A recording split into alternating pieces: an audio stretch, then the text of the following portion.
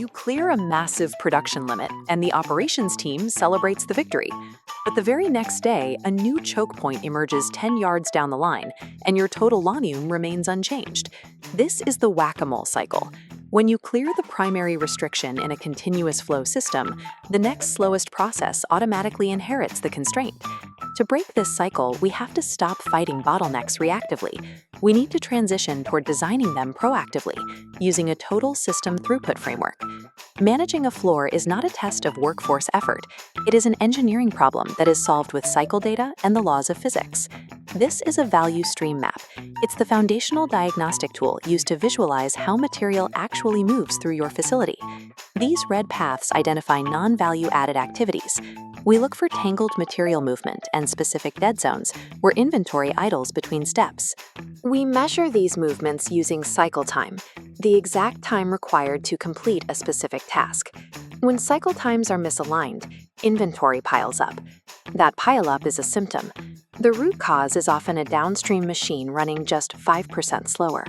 Without mapping the entire value stream, any attempt to optimize a single machine is mathematically blind. You will likely just build inventory faster. Every continuous system has a limit. Just like fluid in these tubes, the total output is strictly governed by the narrowest constriction. The moment you fix the slowest step, the second slowest process instantly and naturally becomes the new limit. When these bottlenecks migrate, leadership often blames the improvement engineers. But this shift is simply proof that the physics of the floor are functioning normally. This misunderstanding leads to the CapEx trap, spending capital to upgrade a machine that isn't actually the system constraint. Upgrading a non-constraint results in zero increase in total output. It only creates excess work-in-progress inventory at a faster rate. To increase margins, you need a strategic alignment of your machines, rather than a punitive approach to shifting constraints. Deliberate constraint engineering is the strategy used to control these physics. Instead of letting the bottleneck move, you choose exactly where it lives. Start by identifying your heaviest capital expenditure, for example, a $1 million filler machine. You must force that specific expensive machine to act as the permanent system limit. To do this, you over-dimension the cheaper upstream and downstream assets. If your filler runs at 30 units per minute, the surrounding machine should be capable of 40. This ensures the primary asset is never starved for material and its output is never blocked. Operational control means purposefully choosing your bottleneck, rather than letting floor variables dictate it to you. This chart shows scrap rates dropping when strict standards are applied.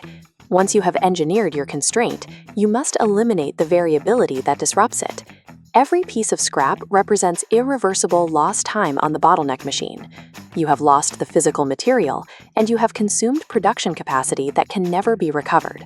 This requires standardized training and cross-training across the floor to maintain highly predictable cycle times. While maintenance and calibration protect the machinery, standardizing human action stabilizes the manual variables in your cycle times. This prevents individual operator habits from breaking your engineered flow. This frontline manager's checklist is the daily operating system used to maintain these physics. It allows supervisors to triage issues based on system impact. Priority 1. Is the primary deliberate constraint starved of material? This is an emergency that requires immediate intervention. Priority 2. Is scrap being generated before the primary constraint? This waste threatens your buffer and must be addressed next. Priority 3. A broken non-constraint machine. This is a lower priority as long as your buffer inventory remains steady.